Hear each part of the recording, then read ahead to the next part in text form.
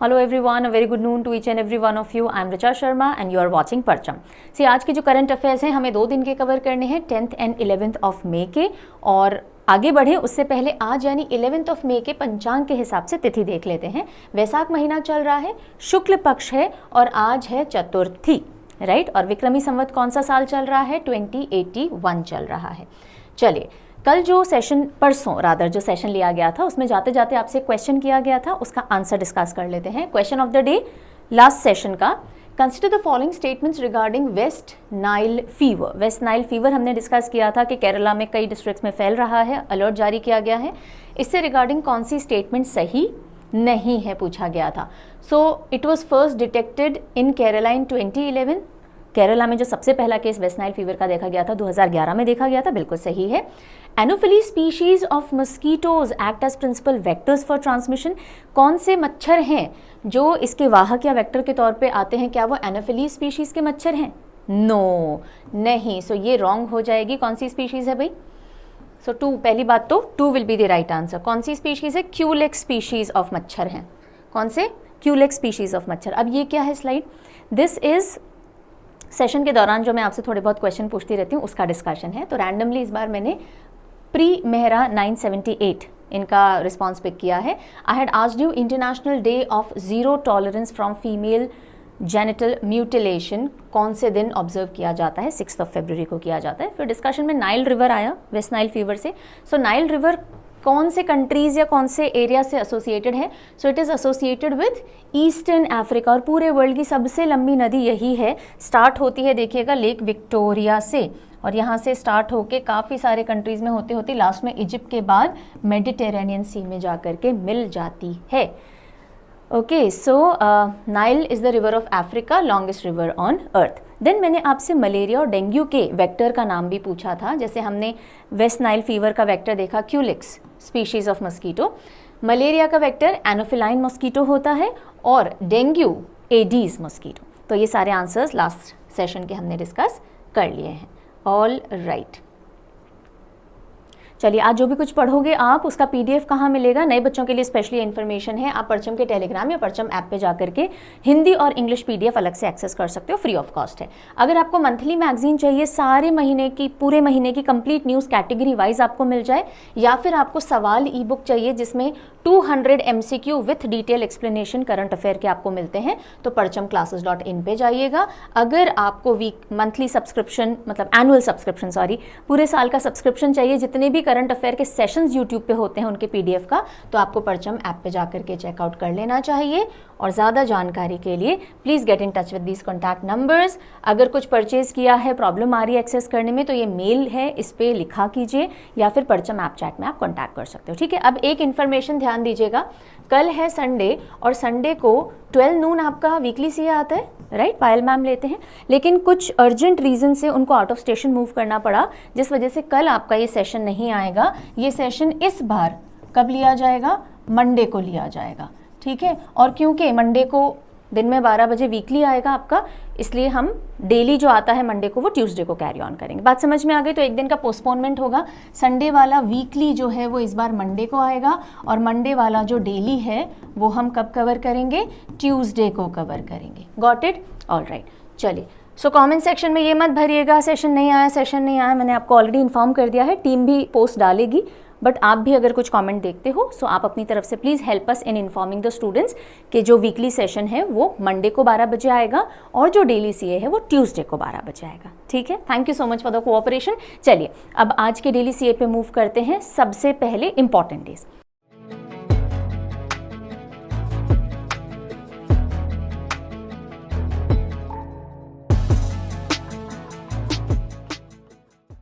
Tenth और 11th के CA हम कवर कर रहे हैं। सो 10th ऑफ मई को एक दिन ऑब्जर्व किया गया world lupus day.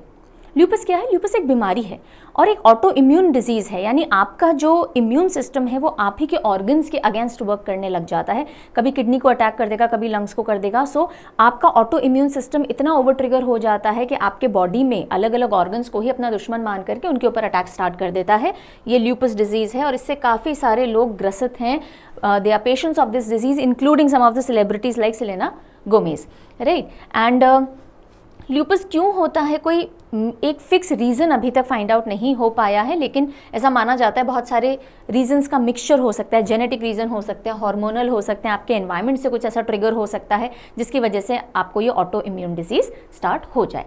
So world lupus day is observed on 10th May. Autoimmune disease है जो आपके ऑर्गन्स और टिश्यूज़ को डैमेज करना शुरू कर देती है, आपके स्किन, जॉइंट्स, ब्लड, ऑर्गन्स, इन सबको अटैक करती है। देन 11th मई को एक बहुत इंपॉर्टेंट डे आता है, super important, because it is a national category day and that is national technology day. मैं हमेशा आपको बोलती हूँ जो भी नेशनल डेज होते हैं उनको बहुत अच्छे से पकड़ के रखा कीजिए, एग्जाम में आने के चांसेस सुपर स्ट्रांग होते हैं। जैसे कि 11th मई को आता है नेशनल टेक्नोलॉजी डे। ओके, अब इस दिन क्या हुआ था, पोखरन का जो सक्सेसफुल टेस्ट हुआ था वो कंडक्ट किया गया था। नेशनल टेक्नोलॉजी डे 11th मई। देखो 1 से ही टी बन रहा है ना, एक 1 ऐसे और एक 1 ऐसे लगाओ तो टी बन जाएगा, तो 11 से आप टी से टेक्नोलॉजी याद आ जाएगा। छोटा सा हिंट आपके फेवर में वर्क कर सकता है। सो फॉर्मर प्राइम मिनिस्टर जो थे अटल बिहारी वाजपेयी जी, उन्होंने डिक्लेयर किया था जब Pokhran nuclear test successfully conduct कर लिया था इंडियन आर्मी ने राजस्थान में 1998 के अंदर, कि हम नेशनल टेक्नोलॉजी डे मनाया करेंगे। एंड वेरी नेक्स्ट ईयर से जो काउंसिल फॉर टेक्नोलॉजी है उन्होंने सबसे पहला नेशनल टेक्नोलॉजी डे ऑब्जर्व करना शुरू कर दिया। ठीक है, तो सबसे पहला नेशनल टेक्नोलॉजी डे कब मनाया गया, 1999 के अंदर मनाया गया, पोखरन के सक्सेसफुल टेस्ट की कॉमेमोरेशन के अंदर। चलिए आगे बढ़ेंगे, फर्दर न्यूज़ लेते हैं सैड डिमाइज यानी ओबिचुरी वाले सेक्शन पे। सो एक जो दुखद निधन हुआ है साहित्य अकादमी विनर, उर्दू लिटरेचर के क्षेत्र में काफ़ी काम करने वाले सलाम बिन रज़ाक जी का। तो सलाम बिन रज़ाक जी जो कि उर्दू लिटरेचर थे और इनको साहित्य अकादमी पुरस्कार मिल चुका है, अब ये नहीं रहे। और इनकी प्रमुख रचनाओं में एक जो रचना है जिसके लिए इनको साहित्य अकादमी पुरस्कार दिया गया वो है शिकस्ता बुतों के दरमियान। सो शिकस्ता बुतों के दरमियान उर्दू में लिखी गई इनकी शॉर्ट स्टोरीज़ का कलेक्शन है। 2004 में इसके लिए इनको साहित्य अकादमी पुरस्कार दिया गया था। इसके अलावा भी इनको गालिब अवार्ड, महाराष्ट्र उर्दू साहित्य अकादमी पुरस्कार, काफ़ी सम्मानों से नवाजा जा चुका है। नंगी दोपहर के सिपाही, मुअब्बिर एंड जिंदगी अफसाना नहीं, इस तरह की कुछ और रचनाएं भी इन्होंने लिखी हैं। पर मेनली आपको ये ध्यान रखना है शिकस्ता बुतों के दरमियान ये किसने लिखा है, किताब पे अगर आप देखेंगे, यहाँ तो आपको दिखेगा ही नहीं ढंग से सॉरी, यहीं वापस आ जाइए, एक बार नाम रिवाइज कर लीजिएगा, सलाम बिन रज़ाक जी। ओके, शिकस्ता बुतों के दरमियान किसने लिखी है, सलाम बिन रज़ाक जी ने लिखी है। साहित्य अकादमी पुरस्कार मिला, कौन से साल में मिला, 2004 में मिला। चलिए अगली जो डिमाइस है वो चेस के एक दिग्गज व्यक्ति की रही है और उनका नाम है वर्गीज़ कोशी। सो वर्गीज़ कुरियन आपको याद है ना, अमूल से जुड़े हुए हैं। सो इसी तरह से वर्गीज़ कोशी याद रखिएगा, वर्गीज़ कोशी चेस से जुड़े हुए रहे हैं। कौन सी फील्ड से बिलोंग करते थे ये, चेस से। सो चेस इंटरनेशनल मास्टर्स, अभी थोड़े दिन पहले मैंने आपको chess international master, then women grand master और ग्रैंड मास्टर, तीनों का डिफरेंस समझाया था ढंग से। सो ये जो इंटरनेशनल मास्टर्स है, चेस इंटरनेशनल मास्टर्स रह चुके हैं और रिनोन ट्रेनर थे वर्गीज़ कोशी जी, अब ये नहीं रहे हैं। और एक समय पे इंडिया के नंबर 2 नेशनल चैम्पियनशिप में ये रहे थे। ये रैंकिंग इन्होंने हासिल की थी, अर्ली 90s की बात है। सो बस इतना सा ध्यान रखना है, वर्गीज़ कोशी जी कौन सी फील्ड से जुड़े हुए थे, चेस से जुड़े हुए थे। Alright, now coming over to certain appointments, और उनमें सबसे पहला आ रहा है कि काफ़ी समय बाद, इंडिया चाइना के कॉन्टेक्स्ट में देखें तो काफ़ी समय ही बोलेंगे, करीब 1.5 साल बाद जो चाइना है उन्होंने एक नया एम्बेसडर इंडिया के लिए अपॉइंट किया है और उनका नाम क्या है, यू फियोंग। और करीब 18 मंथ्स के गैप के बाद उन्होंने एम्बेसडर अपॉइंट किया है, राइट। सो चाइना अपॉइंटेड यू Feihong as new envoy to India, and India के लिए उनका एनवॉय यानी उनका एम्बेसडर, तो चाइना ने इंडिया के लिए अपना जो एम्बेसडर अपॉइंट किया है वो कौन है, यू फियोंग है। ये नाम याद रखिएगा, यू Feihong. Chinese president Xi Jinping, इन्होंने एक सीनियर डिप्लोमेट यू फियोंग को नए एम्बेसडर टू इंडिया के तौर पे अपॉइंट किया और ये अपॉइंटमेंट 18 महीनों के बाद आया है। दोनों देशों के बीच में जो रिलेशंस थे वो फ्रीजिंग जोन पे चल रहे थे और ईस्टर्न लद्दाख वाले एरिया में काफ़ी ज़्यादा डिस्टर्बेंस के चलते माना जा रहा है कि ये इतनी डिले हुई है अपॉइंटमेंट को लेकर के। ये जो यू फियोंग हैं ये सक्सीड करेंगे सुन वीडोंग को, जो कि इनसे पहले चाइनीज एम्बेसडर टू इंडिया थे। अभी वाले एम्बेसडर का नाम अच्छे से ध्यान रख लीजिएगा, जू फ्योंग। रशिया चलते हैं चाइना के बाद। रशिया में 5th टर्म अपना प्रेसिडेंसी का स्टार्ट कर लिया है किन्होंने, पुतिन जी ने। सो 5th presidential term Vladimir Putin का रशिया में स्टार्ट हो गया और उन्होंने अपने प्राइम मिनिस्टर को भी रीअपॉइंट कर दिया है, मिखाइल मुश्तिन। सो मिखाइल मुश्तिन जो हैं वो नए रीअपॉइंट हो गए, नए तो नहीं बोलेंगे, वो एक और टर्म के लिए अब प्राइम मिनिस्टर बन चुके हैं और जो व्लादिमीर पुतिन है वो 5th term as president of Russia start कर चुके हैं। ठीक है, चलिए एक अपॉइंटमेंट अब हम देखेंगे नेवी से related. Vice admiral Sanjay Bhalla, what is the name, Sanjay Bhalla, he assumes the charge as the chief of personnel of Indian Navy। Chief of personal यानी कि जो लोगों से रिलेटेड जो एस्पेक्ट्स होते हैं उनको हेड करने वाला जो चीफ है, chief of personal of Indian navy कौन बने हैं, संजय भल्ला। दही भल्ले जानते हैं आप, तो भल्ला खिला खिला के सबको खुश रखेंगे सारे लोगों को, ऐसे आप याद कर सकते हैं। I am not trying to demean him please, अब मैं सिर्फ निमोनिक देने की कोशिश कर रही हूँ। सो ऑफकोर्स जो भी हमारे डिफेंस सिस्टम में लोग होते हैं वो बहुत ही ज़्यादा रिस्पेक्टेड होते हैं, so please do not take it in that light, right. So Sanjay Bhalla Indian navy के चीफ ऑफ पर्सनल। लोगों को रिस्पेक्ट देने के साथ साथ मेरी एक ड्यूटी आपके टुवर्ड्स भी है कि आपको चीज़ें थोड़ी याद कराने में हेल्प कर सकूं ताकि एग्जाम में अच्छे नंबर लाओ और जाकर के फिर देश की सेवा करो। चलो आ जाओ, अगला अपॉइंटमेंट जो है what is it, it is coming from Larsen and Toubro. Larsen and Toubro में आर शंकर रमन जो हैं उनको एलिवेट कर दिया गया है प्रेसिडेंट की पोस्ट पे। वो पहले whole time director and CFO chief finance officer थे, वो इस पोजीशन को अभी भी संभालेंगे, साथ ही साथ वो प्रेसिडेंट भी बन गए हैं लार्सन एंड टूब्रो के। बस इतनी सी न्यूज़ ध्यान रखनी है, R Shankar Raman will be the president of Larsen and Toubro along with handling whole time director and chief financial officer positions. Okay, चलिए सुपर इंपॉर्टेंट जैसा अपॉइंटमेंट नहीं है, एक बार देखने जैसा है। Now from appointment moving over to the category of awards. So सबसे पहला अवार्ड जो हमें देखना है, ऑक्सफोर्ड बुक स्टोर ने बुक कवर प्राइज़ दिया है। ऑक्सफोर्ड बुक स्टोर है, सो बुक का जो कवर बनता है उससे रिलेटेड प्राइज़ दिया जाता है और ये प्राइज़ किसको गया है, this prize has gone to Bhavi Mehta. भावी मेहता, सो भाभी जी से ऐसे कर सकते हो, भाभी है ना, हमारी भाभी जी हैं, उन्होंने एक बुक का कवर डिज़ाइन किया, ऐसे करके याद कर सकते हो। भाभी और भाभी बहुत मिलता जुलता है। Designer Bhavi Mehta wins Oxford book store cover prize 2024। कौन सी किताब का डिज़ाइन किया इन्होंने cover, the book beautiful. The book beautiful, और ये द बुक ब्यूटिफुल किसने लिखी है, प्रदीप सेबेस्टियन ने लिखी है, प्रदीप सेबेस्टियन। ओके, सेबेस्टियन वो केकड़ा था, एरियल कार्टून अगर आपने कभी देखा है ना, सो उसमें सेबेस्टियन, ब्यूटिफुल सेबेस्टियन, कुछ एसोसिएशन बना सकते हो। बस इतना सा ये न्यूज़ है, फटाफट आगे बढ़ेंगे। Very important category of award, international award Pulitzer prize. So Pulitzer prize 2024 announce कर दिए गए एंड काफ़ी इंपॉर्टेंट ये रहते हैं, चलिए देख लेते हैं।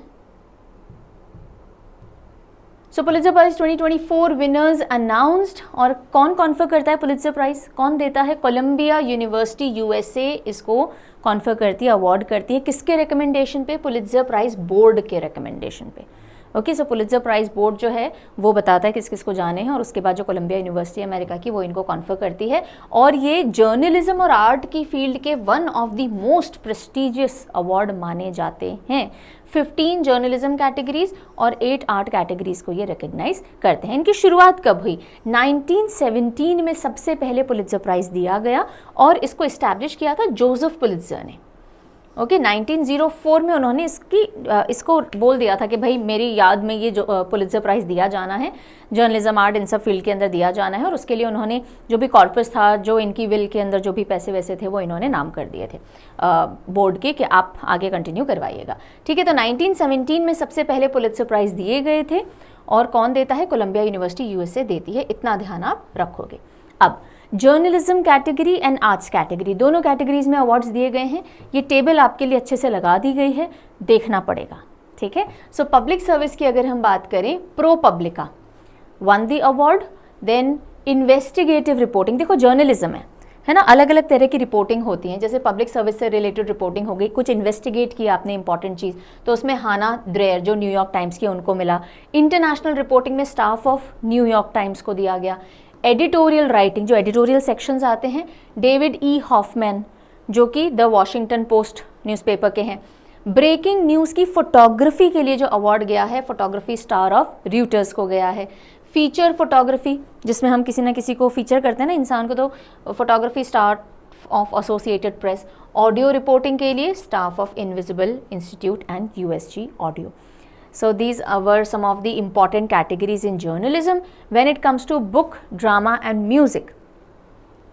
Fiction category के अंदर नाइट वॉच, ड्रामा में प्राइमरी ट्रस्ट, हिस्ट्री कैटेगरी में no right to an honest living, biography, 2 biographies हैं जिनको अवार्ड दिया गया। पहली है King a life by Jonathan Eig, ये मार्टिन लूथर किंग जूनियर की लाइफ के ऊपर है, और दूसरी master slave husband wife, slavery से फ्रीडम तक कैसे गए, वो पूरी एपिक जर्नी है, right. Then memoir and autobiography की बात करें तो लिलियाना इनविंसिबल समर, पोइट्री में ट्राईपास, म्यूजिक में एडेजियो, जनरल नॉन फिक्शन में a day in the life of Abed Salama. So ये कुछ इंपॉर्टेंट कैटेगरीज हैं। अब बिल्कुल क्वेश्चन आपके दिमाग में आ रहा होगा, मैम ये सब याद करने हैं क्या? तो ये तो मैम भी बहुत श्योरिटी से नहीं बता सकती, बिकॉज एग्जामिनर क्या पूछेगा। एग्जामिनर के दिमाग को हम इतना इजीली अगर क्रैक कर लेते, उनके कोड्स पता कर लेते, तो सब को मैं 100 में से 100 मार्क्स करवा देती। लेकिन हाँ, मैं इतना ज़रूर बोलूँगी, एक बार देखना तो आपको बनता है। पुलित्ज़र प्राइज़ इंपॉर्टेंट कैटेगरी होती है, स्पेशली जर्नलिज्म वाले जो होते हैं, ये आप अच्छे से कीजिएगा। इसके अलावा ये भी देखिएगा, आई वुड नॉट रिकमेंड कि आप इनको छोड़ दीजिए, ठीक है। अच्छे से रटना है, बैठ के 1 घंटा इसको देना, इतना भी मैं नहीं कहूँगी, but then try and keep things in mind if possible. कोई ना कोई अपने निमोनिक्स बना लीजिए, ठीक है। चलिए अच्छा, अब ना कुछ अवार्ड्स में स्पेशल साइटेशन दिए जाते हैं, यानी स्पेशल मेंशन किया जाता है। सो स्पेशल साइटेशन 2 लोगों को गया, एक late writer and critic Gregory Stephen Tate, इनको, ठीक है, जिनको ग्रेग टेट भी कहा जाता है, और एक स्पेशल साइटेशन गया जर्नलिस्ट एंड मीडिया वर्कर्स जो कि वॉर इन गाजा को कवर कर रहे हैं। तो ये स्पेशल साइटेशंस भी पुलित्ज़र के अंदर गए। यूजुअली ना अगर इंडिया का कोई कनेक्शन होता है पुलित्ज़र में तो ज़्यादा पूछे जाने के चांसेस होते हैं, लेकिन इस बार क्योंकि नहीं है, फिर भी आपको ये अवार्ड एक बार देख लेने चाहिए, right. We can not be sure of anything with 100% certainty, okay. चलिए अगली न्यूज़ के लिए चलते हैं। उत्तराखंड से उत्तराखंड गवर्नमेंट जो है, उन्होंने एक कैंपेन लॉन्च की है। कैंपेन का नाम क्या है? पिरुल लाओ पैसे पाओ। पिरुल लाओ पैसे पाओ। ना व्हाट इज दिस पिरुल? पाइन नीडल्स के बारे में हमने पढ़ा था ना कि उत्तराखंड में फॉरेस्ट फायर्स हो रही हैं, और वहाँ पे जो पाइन ट्रीज होते हैं, इस तरह की उनकी पत्तियाँ होती हैं, वो सूख करके नीचे गिर जाती हैं और बहुत ईजिली आग पकड़ती हैं। तो फॉरेस्ट फायर से बचने के लिए उत्तराखंड सरकार ने ये एक कैंपेन लॉन्च की है, पिरुल लाओ पैसे पाओ, ताकि आप वो पिरुल इकट्ठे करो, यानी वो पाइन नीडल सूखी हुई इकट्ठी करो और ला करके उनके सेंटर्स में सबमिट करो, और आपको पर केजी के हिसाब से रुपीज़ मिल जाएंगे। तो एक फ़ायदा तो ये होगा, फॉरेस्ट फायर से थोड़ा बचाव होगा। दूसरा, ये जो पिरुल नीडल्स हैं ये काम आती हैं आगे फैक्ट्रीज़ में, आप इनसे काफ़ी सारी चीज़ें बना सकते हो। सो सीएम पुष्कर सिंह धामी जी ने लॉन्च की है रुद्रप्रयाग डिस्ट्रिक्ट से। कहाँ से? रुद्रप्रयाग डिस्ट्रिक्ट से। और इसमें ड्राई पिरुल, यानी जो पाइन ट्री लीव्स होती हैं, उनको पिरुल कलेक्शन सेंटर्स में लोग ला करके दे सकते हैं, और पर केजी 50 रुपीज़ उनको मिल जाएंगे, ओके। और उसके बाद आगे उनको फैक्ट्रीज वगैरह में काम में लिया जा सकता है। अगली न्यूज़ जो आ रही है वो ट्राई सर्विसेज कॉन्फ्रेंस एक हुई, और उसका नाम है परिवर्तन चिंतन 2। परिवर्तन चिंतन हो गई पहले, और फिर परिवर्तन चिंतन 2 जिसको चेयर किया हमारे chief of defence staff general Anil Chauhan ji ने। तो बस इसका आपको मेंशन देखना है कि जो हमारी ट्राई सर्विसेज हैं, आर्मी, नेवी, एयरफोर्स है, उनसे रिलेटेड ये कॉन्फ्रेंसेस रखी गई कि हम कोऑर्डिनेटेड मैनर में एक साथ और कैसे काम कर सकते हैं। और परिवर्तन चिंतन 2 कौन सी तारीख को हुई? ये 9 और 10 मई को हुई, और परिवर्तन चिंतन इससे जस्ट पहले हुई थी। इसमें मेन पॉइंट ऑफ डिस्कशन क्या था? How to integrate the armed forces, okay. और ये कहाँ पे हुई है? न्यू दिल्ली के अंदर ये कॉन्फ्रेंस हुई है। This much is the news. चलिए डिफेंस से सेक्शन से एक और न्यूज़ जो आ रही है, Indian army eyes enhanced realism with OPFOR unit. अब इसका क्या मतलब हुआ? इसका मतलब ये हुआ कि हमारी जो इंडियन आर्म्ड फोर्सेस हैं वो ये चाह रहे हैं, पर्टिकुलरली आर्मी ये चाह रही है कि हम एक एंटी फोर्स खड़ी कर लें, जो हमें जब हम वॉर गेम्स करते हैं, जब हम मिलिट्री एक्सरसाइजेस करते हैं, तो हमें ओपोनेंट की भी ज़रूरत पड़ती है ना, तभी तो हम सारी टैक्टिक्स कैसे यूज़ करें वो सीखेंगे। वो हमें यहाँ से अटैक कर रहे हैं तो हम इस तरह से कर दें। तो ये जो अपोजिशन में टीम खड़ी रहेगी, इसको तैयार करने के लिए बातचीत चल रही है। Army looks at creating new unit, उसका नाम क्या होगा? OPFOR। OPFOR मतलब opposing forces, opposing forces to play role of enemy in military exercises. So military exercises होती रहती हैं। अब हमें दूसरे देशों के साथ मिलिट्री एक्सरसाइज या तो हम करें या हमारी बाकी फोर्सेस को इन्वॉल्व करें, लेकिन अगर आपको और फ्रीक्वेंट एक्सरसाइजेस करनी है और खुद को महारत हासिल करवानी है तो आपके पास एक ऐसी टीम होनी चाहिए जो ओपोनेंट का काम करेगी, और इसके लिए OPFOR यूनिट के ऊपर बातचीत चल रही है। इस तरह का कॉन्सेप्ट ऑलरेडी कुछ देशों में चल रहा है, जैसे यूनाइटेड स्टेट्स में चल रहा है, राइट। और अभी ये जो प्लान है इस पे फाइनल अप्रूवल अवेटेड है। आर्मी हिरार्की से फाइनल अप्रूवल आ जाएगा तो OPFOR यूनिट क्रिएट की जाएगी। जो एग्जिस्टिंग लोग हैं उन्हीं में से इन एनिमी रोल प्ले करने वाली यूनिट को तैयार किया जाएगा, ट्रेन किया जाएगा। Got it? चलो ओके। सो थोड़े टाइम पहले हमने पढ़ा था कि RBI ने कुछ बैंक्स पे बैन लगा रखा है, राइट। और उनमें से एक था BOB, बैंक ऑफ बड़ौदा। और बैंक ऑफ बड़ौदा पे पूरा बैन नहीं था, बैंक ऑफ बड़ौदा पे ये बैन था कि आप अपने BOB वर्ल्ड मोबाइल एप्लीकेशन जो है उस पर नए क्लाइंट्स को ऑनबोर्ड नहीं कर सकते, बिकॉज आपके अभी जो कुछ कंप्लायंसेस थे वो पूरे नहीं हो रखे हैं। लेकिन अब RBI ने बैन या रिस्ट्रिक्शन हटा लिया है। RBI lifts the restriction on Bank of Baroda that barred the public sector lender from onboarding, यानी नए कस्टमर्स जोड़ने, कहाँ पे?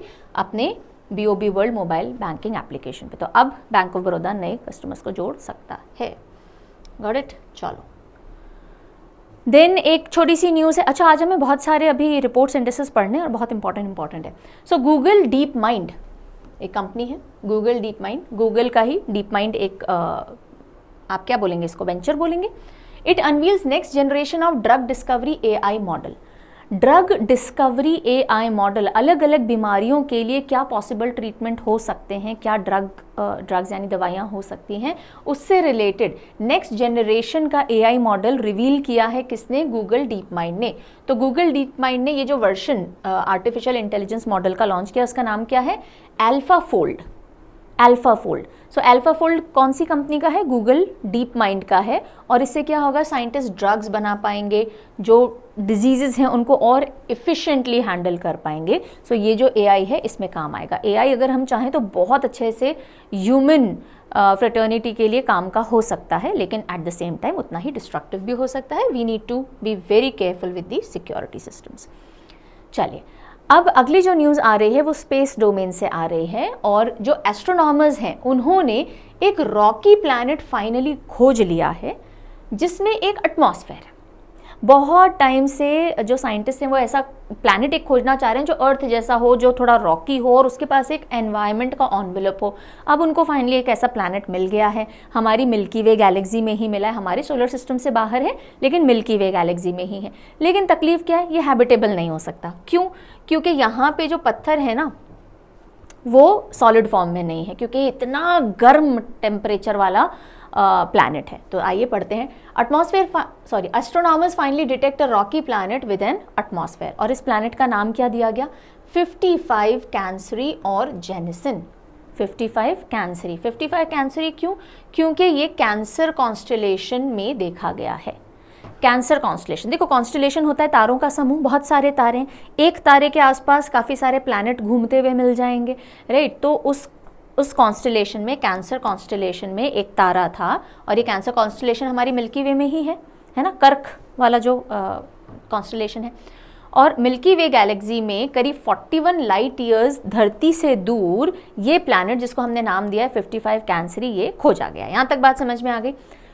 ये काफ़ी मैसिव है, धरती से 8.8 टाइम्स ज़्यादा बड़ा है और डायमीटर करीब डबल है हमारे प्लैनेट का। मैसिव यानी बल्कि भारी, ओके। सो इसका डायमीटर अगर आप साइज़ की बात करोगे तो डबल है हमारे साइज़ के, और अगर आप मैसिवनेस की बात करोगे तो 8.8 टाइम्स ज़्यादा मैसिव है धरती से। ये एक स्टार को ऑर्बिट करता है, और कितनी पास घूमता है उसके? हमारा जो मरकरी, वीनस, अर्थ, मार्स, इसी तरह से हमारे प्लैनेट्स हैं ना सन के सबसे पास, तो हमारे सन के सबसे पास मरकरी है। ये जिस स्टार के सबसे पास है, इसकी दूरी, हमारे मरकरी की दूरी सन से जितनी है ना, उसका 1/25 हिस्सा, यानी इतना पास ये अपने स्टार के घूमता है, और इस वजह से ये हॉटेस्ट नोन रॉकी एक्सोप्लैनेट है। अभी तक जितने भी प्लैनेट्स पाए गए हैं हमारे सोलर सिस्टम के बाहर, उनमें सबसे गर्म तापमान का ये देखा गया है। ओके, और इस पे जो रॉक्स हैं इसलिए अपेरेंटली ऐसा मान रहे हैं हम कि मोल्टन स्टेट में होंगे, सॉलिड नहीं होंगे, और यहाँ पे इसलिए रहा जाना मुश्किल है, पॉसिबल नहीं है।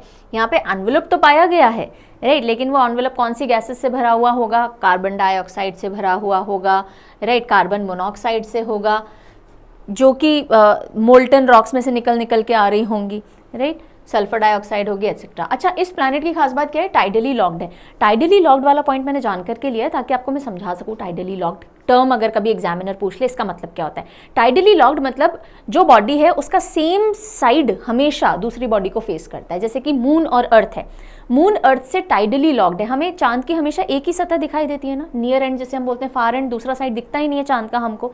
सो इसी तरह से ये प्लैनेट भी टाइडली लॉक्ड है, यानी सेम साइड फेसिंग दी स्टार और अनदर बॉडी। जिससे भी आप बोल रहे हो टाइडली लॉक्ड है, उस बॉडी से सेम साइड फेस करता हुआ होता है हमेशा। Got it? चलो आगे बढ़ेंगे। हाँ, ये एक और पॉइंट देख लो कि इसको कैसे खोजा गया, कौन सा टेलीस्कोप था? तो जेम्स वेब स्पेस टेलीस्कोप के ऊपर इंस्ट्रूमेंट्स थे, उनके थ्रू इसको देखा गया है। World migration report 2024, index and report section की तरफ मूव करते हैं। 2-3 रिपोर्ट्स हमको आज देखनी है। सबसे पहला है इंटरनेशनल ऑर्गेनाइजेशन ऑफ माइग्रेशन, जो कि यूनाइटेड नेशंस के अंडर में आती है, और उसने वर्ल्ड माइग्रेशन रिपोर्ट रिलीज की है। इसके जितने भी की पॉइंट्स हैं हमको देखने होंगे। सो वर्ल्ड माइग्रेशन रिपोर्ट 2024 जो यूनाइटेड नेशंस के इंटरनेशनल ऑर्गेनाइजेशन फॉर माइग्रेशन ने रिलीज की ढाका बांग्लादेश में, उसके हिसाब से India received 111 billion $US in remittances in 2022।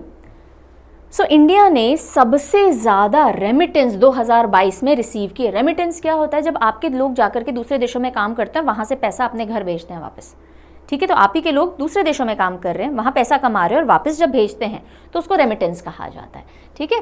So India became the first country in the world, पूरी दुनिया में पहली कंट्री जिसको 100 बिलियन $US से ज़्यादा के रेमिटेंस रिसीव हुए हैं। वो कौन सी कंट्री बन गई है? इंडिया बन गई है। 111.22 बिलियन $US का रेमिटेंस 2022 में आया था। अच्छा, सेकंड नंबर पे वैसे चाइना रहा करता था रेमिटेंस में, लेकिन इस बार मेक्सिको ने चाइना को पीछे छोड़ दिया नंबर 2 स्पॉट के लिए। ओके, इनवर्ड रेमिटेंस मैंने आपको समझा दिया। और ये जो रिपोर्ट है that is world migration report, जो है हर 2 साल में आती है, इसीलिए हम आपको 2022 का हवाला दे रहे हैं कि 2022 की रिपोर्ट है, जो कि डेटा है जो कि 2024 में दिखाया गया है। बाइनियली पब्लिश्ड, हर 2 साल में, बाइनियली यानी 2 साल में एक बार पब्लिश की जाती है, और सिंस 2000 इसको रिलीज किया जा रहा है। तो चलिए अब टॉप स्पॉट्स देखते हैं रेमिटेंस के अंदर। 2022 का डेटा अगर हम देखें तो India, Mexico, China, Philippines and France, ये टॉप 5 रेमिटेंस वाले कंट्रीज हैं, यानी इनके लोग बाहर जाते हैं, कमाते हैं और वापस पैसा अपने देश में भेजते हैं। 3 सदर्न एशियन कंट्रीज हैं, 3 ऐसी कंट्रीज हैं जो साउथ एशिया की हैं, जिनमें एक तो इंडिया हो गया, टॉप पोजीशन पे है, दूसरा आता है पाकिस्तान 6th नंबर पे, सबसे ज़्यादा रेमिटेंस इसको मिले, और 3rd नंबर पे आता है बांग्लादेश, 8th नंबर पे सबसे ज़्यादा रेमिटेंस यहाँ मिले।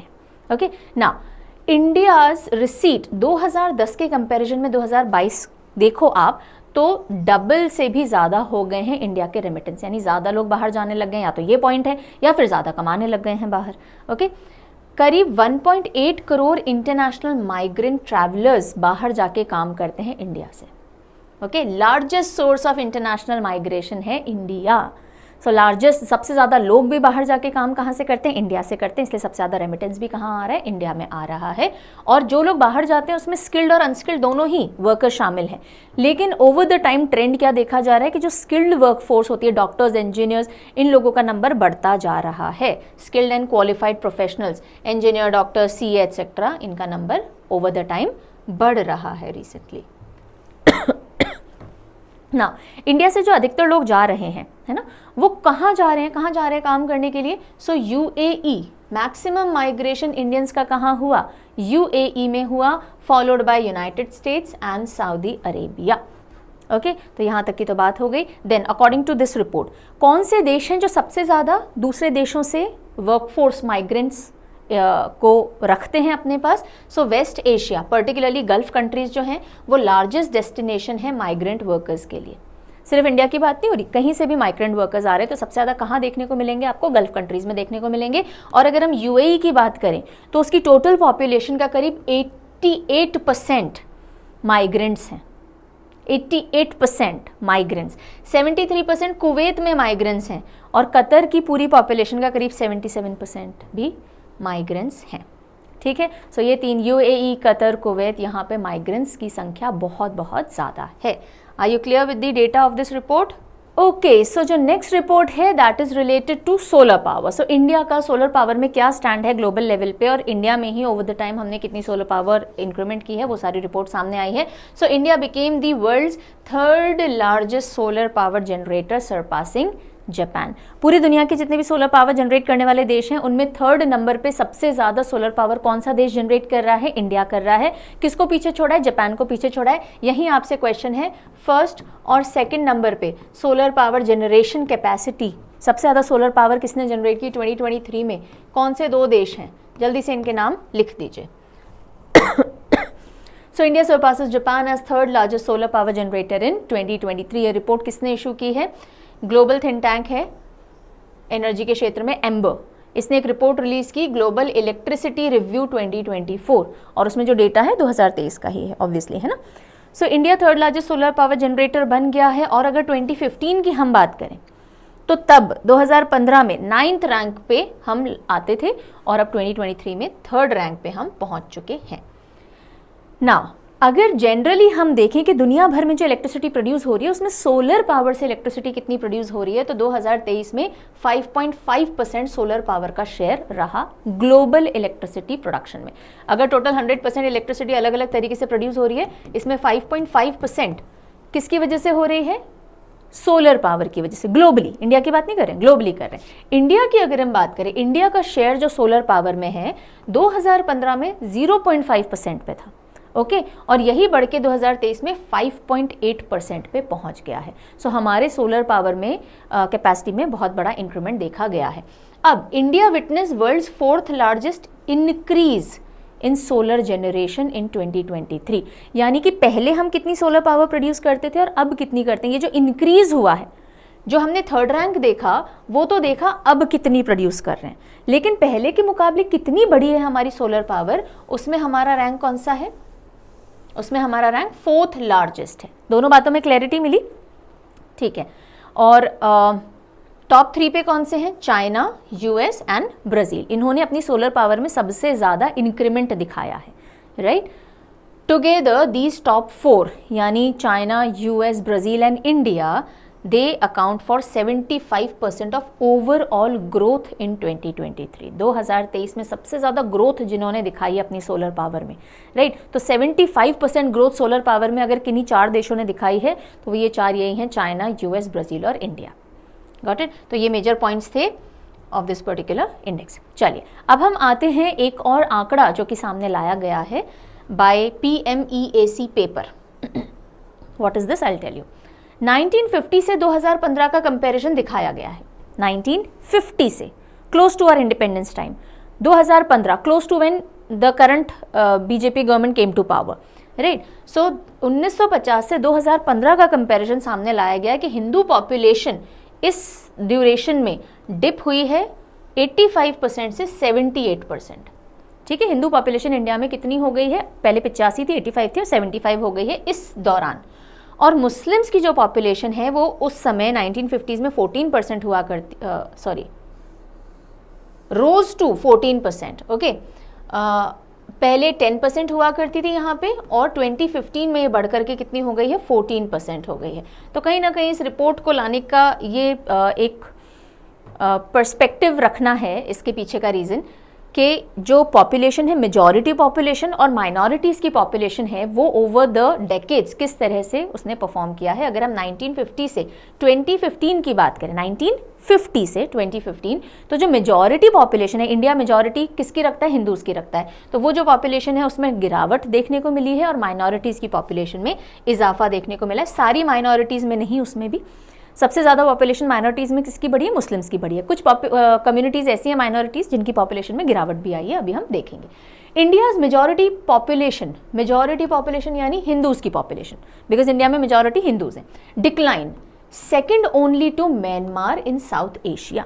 देखिए, साउथ एशिया में जितने भी देश हैं जिनमें उनकी कोई ना कोई मेजॉरिटी पॉपुलेशन है और उसमें गिरावट आई हो, ऐसा एक तो सबसे बड़ा केस हुआ म्यांमार में। म्यांमार की जो मेजॉरिटी पॉपुलेशन है सबसे ज़्यादा गिरी है ओवर द इयर्स, और दूसरे नंबर पे आया है इंडिया।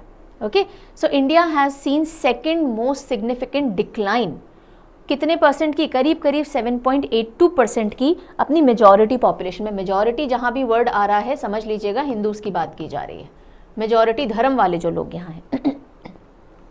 सिर्फ म्यांमार से हम थोड़ा पीछे हैं जिनके परसेंटेज में ज़्यादा गिरावट हमसे आई है, और ये आंकड़ा हम देख रहे हैं 1950 से 2015। और साउथ एशियन नेबरहुड कंट्रीज़ हमारे आसपास के जो हैं उनकी हम बात कर रहे हैं। सो EACPM यानी economic advisory council to the prime minister, prime minister के इकोनॉमिक एडवाइजरी काउंसिल ने ये रिपोर्ट सामने लाई है that India has witnessed increase, किस किस में? मुस्लिम में, क्रिश्चियंस में, बुद्धिस्ट में और सिख में। और डिक्लाइन किस में हुआ है? माइनॉरिटीज़ में, जैन और पारसी में। जैन की पॉपुलेशन कम हुई है, पारसीस की कम हुई है, बाकी 4 माइनॉरिटीज़ की पॉपुलेशन में इजाफा आया है, उसमें भी सबसे ज़्यादा इजाफा मुस्लिम में आया है। मेजॉरिटी पॉपुलेशन जो हिंदूज़ की है उसमें भी गिरावट दर्ज की गई है। यहाँ तक क्लियर हो गया? यही चीज़ ये मैप भी दिखा देगा आपको।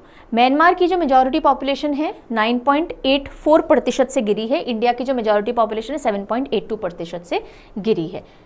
देन 2015 के बाद का डेटा नहीं है इसमें। Okay, moving further, Hindu population हमने अभी देखा कि 1950 में 84% था और वो घट के 2015 में 78 अराउंड परसेंटेज रह गया। लेकिन अब अगर हम देखें कि इसी पीरियड के दौरान मुस्लिम पॉपुलेशन में इंक्रीज कितने परसेंट का हुआ है, जैसे हमने यहाँ देखा, इधर आओ पीछे वापस मैप पे, कि यहाँ हमने देखा कि जो मेजॉरिटी पॉपुलेशन है हमारी हिंदू, उसमें कितनी गिरावट आई है? करीब करीब 7.8% की गिरावट दर्ज की गई है। यहीं हमारी जो मुस्लिम माइनॉरिटी पॉपुलेशन है उसमें इंक्रीमेंट कितना दर्ज किया गया है? करीब करीब 40%, 40 से थोड़ा ऊपर ही, रादर 43% बढ़ी है मुस्लिम पॉपुलेशन। आकर के कहाँ लैंड अप हुई है? 14% पे हुई है, लेकिन इंक्रीमेंट कितना हुआ है? 2015 से 1950 से 2015 में कितने प्रतिशत बढ़ी है ये पॉपुलेशन? करीब 43% का इंक्रीमेंट हुआ है। क्रिश्चियन पॉपुलेशन में 5.38% का इंक्रीमेंट हुआ है। ठीक है। तो इस स्टडी के अंदर करीब 167 कंट्रीज़ की स्टडी की गई जिनकी माइनॉरिटी पॉपुलेशन पे भी स्टडी किया गया, और मेजॉरिटी रिलीजियस जो डिनोमिनेशन है इन कंट्रीज़ के अंदर करीब 22% घटा है। मेजॉरिटी रिलीजियस ग्रुप्स या कम्युनिटी जो हैं यहाँ पे इन कंट्रीज़ में ओवरऑल 22% डिक्लाइन पे देखी गई हैं, और 167 रिलीजियस माइनॉरिटीज़ का भी जो देखा गया, तो माइनॉरिटी पॉपुलेशन कहाँ कहाँ पे घटी हैं सब्सटैंशियली।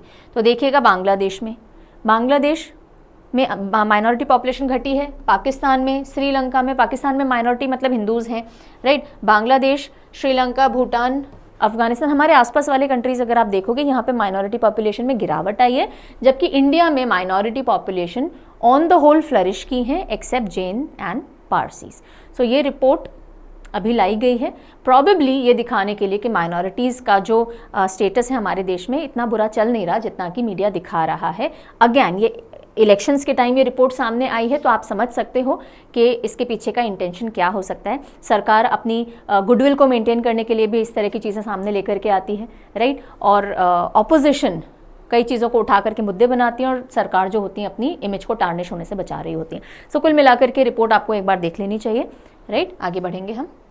ऑलराइट देन, अगली न्यूज़ आ रही है सबसे रिच सिटीज़ से रिलेटेड, और उसमें बेंगलुरु एक टॉप 10 प्रोबेबल सिटीज़ में है कि फ्यूचर में यहाँ पे बहुत सारे मिलियनर्स आपको देखने को मिलेंगे।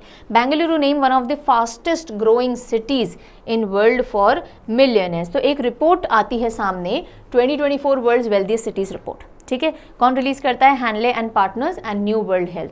और इसमें इंडिया से टॉप 50 वेल्थिएस्ट सिटीज़ में 2 सिटीज़ का नाम शामिल होता है, मुंबई का और दिल्ली का। मुंबई 24th रैंक पे, दिल्ली 37th रैंक पे। यहाँ तक की बात क्लियर हुई। उसी के साथ साथ बेंगलुरु का भी मेंशन आता है टॉप 10 में most promising cities to watch, जहाँ फ्यूचर में बहुत सारे मिलियनर्स बिलियनर्स आपको देखने को मिलेंगे। प्रॉमिसिंग सिटीज़ है। टॉप सिटी की अगर हम बात करें, सबसे रईस सिटी जहाँ बहुत अमीर बसते हैं, न्यूयॉर्क सिटी है। और टॉप देश जिनमें से बहुत सारी सिटीज़ इस लिस्ट में शामिल हुई हैं टॉप 50 में, 11 सिटीज़ टॉप 50 में हैं, that is United States of America. Okay, so India से टॉप 50 में मुंबई और दिल्ली रहे। बेंगलुरु मोस्ट प्रॉमिसिंग सिटी है। अदरवाइज टॉप 10 सिटीज़ की लिस्ट ये रही, न्यूयॉर्क बीइंग द टॉप। अगली रिपोर्ट आ रही है, recipe for a liveable planet achieving net zero emissions in agri food system. United Nations में भी जो वर्ल्ड बैंक है वर्ल्ड बैंक की रिपोर्ट आती है सामने, और वर्ल्ड बैंक की रिपोर्ट का टाइटल क्या है, recipe for a liveable planet achieving net zero emissions in agri food system. और इस रिपोर्ट में उन्होंने एम्फेसाइज किया है कि बहुत ज़्यादा पोटेंशियल है हमारे पास कि हम ग्रीन हाउस गैस को अगर एग्री फूड सिस्टम से कम कर दें तो हमारा जो नेट ज़ीरो अचीव करने का टारगेट है, यूएन का टारगेट क्या है, 2050 तक नेट ज़ीरो अचीव करना है इनको कार्बन एमिशन, तो वो किया जा सकता है। बिकॉज ये जो एग्री फूड सिस्टम है, एग्रीकल्चरल फूड सिस्टम है, 1/3 ग्लोबल एमिशंस के लिए रिस्पॉन्सिबल होता है। तो अगर हम इसको कम कर दें तो हम 2050 तक नेट ज़ीरो अचीव करने की पोजीशन पे आ पाएंगे। इनमें भी जो टॉप एग्री फूड सिस्टम्स हैं, जो 55% 55% एमिशंस के लिए रिस्पॉन्सिबल हैं इस सेक्टर में से, उनमें China, Brazil, India, US, Indonesia जैसे देश भी शामिल हैं। तो ये सारे देश हैं जो कि एग्री फूड सिस्टम में मेजर कंट्रीब्यूटर हैं इन एमिशंस। यहाँ तक बात क्लियर हुई है। और इसके लिए इस रिपोर्ट ने कहा है कि आपको एनुअल इन्वेस्टमेंट को करीब 18% तक बढ़ाना पड़ेगा, बिकॉज ऐसे टेक्नोलॉजी, ऐसे सिस्टम्स लाने पड़ेंगे ताकि एमिशंस कम से कम हो। और अगर आप ऐसा कर पाते हो तो 2030 तक आप एमिशंस को हाफ कर दोगे और 2050 तक आप अपने नेट ज़ीरो एमिशन के टारगेट को पूरा कर पाओगे। ठीक है, चलिए लास्टली अब हम आ जाते हैं स्पोर्ट्स सेक्शन की तरफ। आज का वीडियो ऑफ कोर्स थोड़ा बड़ा रहा बिकॉज कुछ इंपॉर्टेंट रिपोर्ट्स भी थी और 2 दिन के न्यूज़ कंपाइलेशन थे। तो देखिए न्यूज़ क्या आ रही है, Amul appointed as official sponsor of Sri फॉर T20 world cup. So Amul और T20 वर्ल्ड कप का हमने पहले भी देखा था कि यूएसए और साउथ अफ्रीकन क्रिकेट टीम्स के स्पॉन्सर के तौर पर अमूल आ रहा था। अब एक और कंट्री का ऑफिशियल स्पॉन्सर ये बन रहा है श्रीलंका का T20 वर्ल्ड कप, जो कि यूएसए और वेस्ट इंडीज़ इस बार होस्ट करेंगे। Next news ICC women T20 world cup से रिलेटेड है, जो कि बांग्लादेश होस्ट करने वाला है। सो आईसीसी ने अनाउंस किया है विमेन T20 वर्ल्ड कप का स्केड्यूल।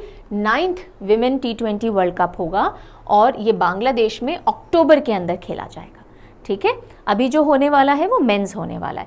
इसमें 23 मैचेस 10 विमेन टीम के बीच में होंगे बांग्लादेश के अंदर। और ये कुछ जनरल इन्फो है। सीईओ कौन है आईसीसी के, जियोफ एलिडिस हैं। और ये जो 10 टीम्स हैं इनको 2 ग्रुप्स में बांटा गया है, ग्रुप ए ग्रुप बी। तो आप ये टीम्स का एक बार नाम देख सकते हो।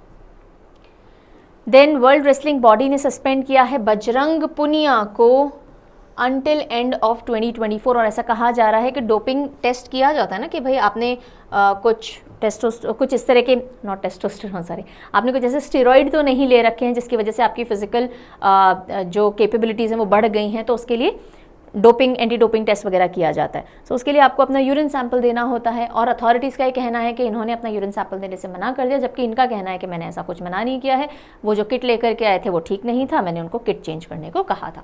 सो बजरंग पूनिया प्रोविजनली सस्पेंड कर दिए गए हैं रेसलिंग अथॉरिटीज़ नाडा के द्वारा। नेशनल एंटी डोपिंग एजेंसी है, उन्होंने 23 अप्रैल को इनको सस्पेंड किया for his refusal to give sample.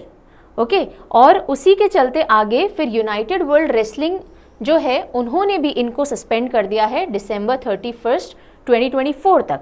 और तब इन्होंने अपना एक स्टेटमेंट बजरंग पुनिया ने रिलीज़ किया है कि भाई मैंने ऐसा कुछ मना नहीं किया था, मुझे फ्रॉडुलेंटली बैन किया जा रहा है। ठीक है, चलिए and so this is the final news in the field of sport. और उसके बाद हम रिविजन क्वेश्चन पे चलेंगे। India set to get first ever professional pickle ball league. Pickle ball हमने थोड़े दिन पहले देखा था, अभी रिसेंट 1-2 दिन में ही मेंशन आया था कि टेनिस जैसा ही स्पोर्ट होता है। Originally United States of America का स्पोर्ट है ये, जिसमें एक छोटा बैट यूज़ किया जाता है और ऐसी परफोरेटेड सी बॉल होती है जिसमें छोटे छोटे होल्स बने हुए होते हैं। इस तरह के ये स्पोर्ट है। और इससे रिलेटेड पहला first ever professional pickle ball league कौन लेकर के आ रहा है, इंडिया लेकर के आ रहा है। और उसमें भी अर्जुन अवार्डी विनर हैं गौरव नातेकर, ये इस लीग के पीछे मेन ब्रेन है। World pickle ball league WPBL, right. इसके लिए साथ में जो बॉडीज आ रही हैं, एक है नातेकर स्पोर्ट्स एंड गेमिंग और दूसरी है Sony entertainment television ventures India set VI, ये दोनों मिलकर के इसको लेकर के आएंगे। और इनॉग्रल एडिशन जो होगा उसमें 6 फ्रेंचाइज होंगी, जैसे कि अलग अलग लीग में होता है, कबड्डी लीग होता है ना। सो इसी तरह से पिकल बॉल लीग भी होगा। And president all India pickle ball federation के जो हैं अरविंद प्रभु, उनका भी सपोर्ट इस पर्टिकुलर लीग में रहने वाला है। Got it? चलिए, alright, so without any further delay अब हम शुरू कर लेते हैं हमारे रिवीजन क्वेश्चंस को। सबसे पहला क्वेश्चन आ रहा है, जल्दी से आंसर करना शुरू कीजिएगा। Consider the following statements regarding पिरुल लाओ पैसे पाओ कैंपेन। सो ये कैंपेन है, उससे रिगार्डिंग आपको दो स्टेटमेंट दिए गए हैं, करेक्ट कौन सा बताना है। Himachal Pradesh government has launch this campaign. Himachal Pradesh सरकार ने लॉन्च की है क्या? उत्तराखंड ने की है। Under this villagers will collect pine tree leaves और from the forest and take them to designated pirul collection centres. सही बात है ये तो। सो करेक्ट कौन सी है? Only 2 is correct. ठीक है, next question. Which religious minority group in India experienced highest percentage increase in population from 1950 to 2015 according to EAC-PM's working paper? So कौन सी माइनॉरिटी पॉपुलेशन है इंडिया में जिसने सबसे ज़्यादा इंक्रीज देखा है इस पीरियड के दौरान? आंसर क्या होगा? Muslim population. क्लोज टू 43% का जंप इन्होंने देखा है इस पीरियड में। Who released the recent report titled Recipe for a Livable Planet Achieving Net Zero Emissions in Agri-Food System? ये जो रिपोर्ट है ये किसने रिलीज की है? किसने रिलीज की थी बताओ? Recipe for a liveable planet World Bank ने की थी। C will be the right answer. Which day commemorates Pokhran nuclear tests conducted by, tests नहीं होगा, टेस्ट होगा, conducted by Indian army in Rajasthan in 1998? कौन सा डे मनाया जाता है पोखरन सक्सेसफुल टेस्ट के याद में? बताओ। नेशनल टेक्नोलॉजी डे 11 मई को जो पड़ता है। Alright, then who has Chinese President Xi Jinping appointed as the new ambassador to India? China के नए एम्बेसडर टू इंडिया कौन अपॉइंट किए गए हैं बताओ? जू फियोंग को किया गया है। Next, which country is the highest recipient of remittances from abroad in 2022 according to UN latest world migration report? So world migration report के हिसाब से सबसे ज़्यादा रेमिटेंस कौन से देश को मिले हैं 2022 में? आंसर क्या होगा? इंडिया होगा। $100 बिलियन क्रॉस करने वाला दुनिया में पहला देश भी बन गया है रेमिटेंस के मामले में। Who was named the winner of 9th edition of Oxford Bookstore Book Cover Prize in 2024? Oxford book store book cover prize 2024 में जीतने वाली कौन थी? भाभी जी से हमने याद किया था, भाभी Mehta. Alright, and this is your question of the day. According to Global Electricity Review 2024, what position did India hold in solar energy deployment in 2023? Okay, तो ये आपको बताना है कि इंडिया का रैंक क्या रहा as per this review. So this was all for today. आज सेशन बहुत लंबा हो गया, आज मैंने लास्ट का थॉट नहीं डाला है, माई अपॉलॉजीज फॉर दैट। अब कल आपका सेशन नहीं होगा, ध्यान दीजिएगा। Tomorrow no session. अब मंडे को 12 बजे आपका वीकली रिवीजन होगा। ट्यूसडे से हम डेली सीए वापस कंटिन्यू करेंगे। Take good care of yourself. Happy weekend, bye bye.